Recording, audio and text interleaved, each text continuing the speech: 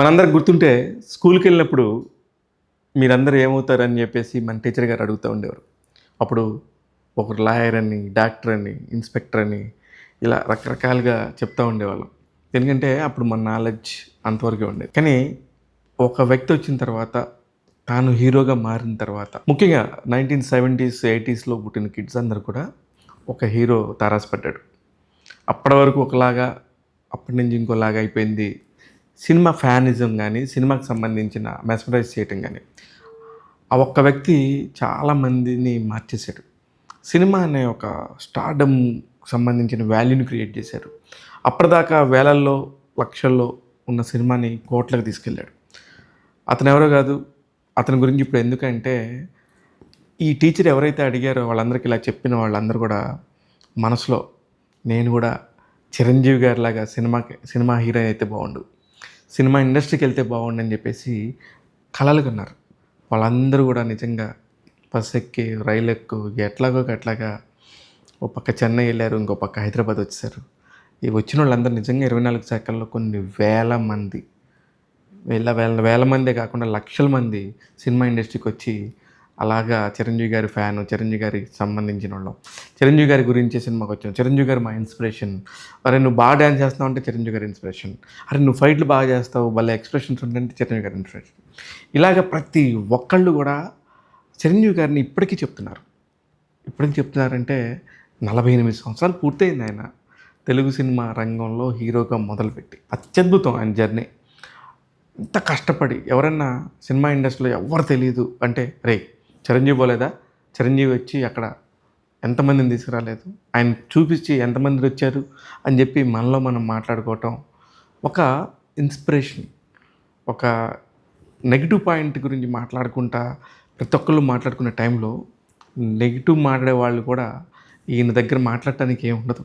కారణం ఏంటంటే హీరోగా అందరూ చేస్తారు. హీరో ఎన్నో అద్భుతాలు చేస్తారు. ప్రతి ఒక్కళ్ళకి ఫ్యాన్ బేస్‌ని క్రియేట్ చేసుకుంటారు. తమను తాము సంపాదించుకుంటారు.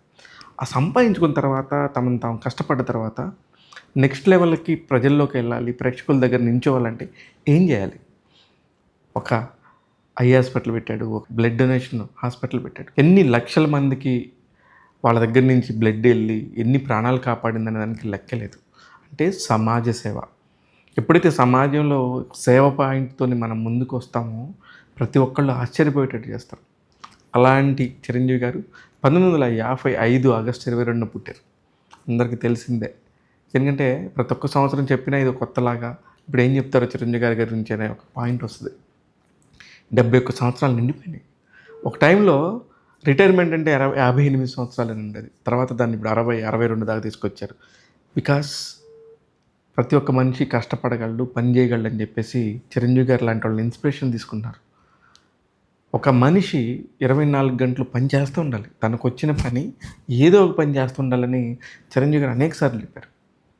అందుకే చెప్తున్నాను, ఇలాంటి బర్త్‌డేలు మీరు మళ్ళీ చేసుకుంటూనే ఉండాలి. ఈ రోజున ఆయన చిరంజీవి గారి బర్త్‌డే సందర్భంగా బాబీ గారి దర్శకత్వంలో వస్తున్న సినిమా కేవీఎన్ ప్రొడక్షన్స్ వాళ్ళు నిర్మిస్తారు. కాకా టైటిల్ కూడా ఇవాళ అనౌన్స్ చేశారు.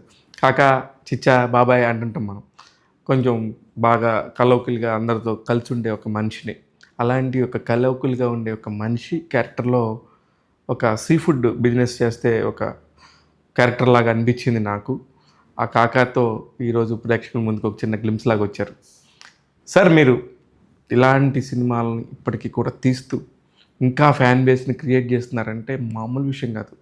ఎంతోమందికి ఇన్స్పిరేషన్ సార్ మీరు. మీరు ఇలాంటి పుట్టినరోజులు మరిన్ని జరుపుకోవాలని మనస్ఫూర్తిగా కోరుకుంటుంది ట్యాగ్ తెలుగు యూట్యూబ్ ఛానల్. మీరు మళ్ళీ ఇలాంటి విజయాలు సాధించాలి. 70 ఏళ్ల వయసులో 350 కోట్ల రూపాయల ఒక మాస్ సినిమాని కలెక్షన్స్ రాబట్టడం అంటే మామూలు విషయం కాదు.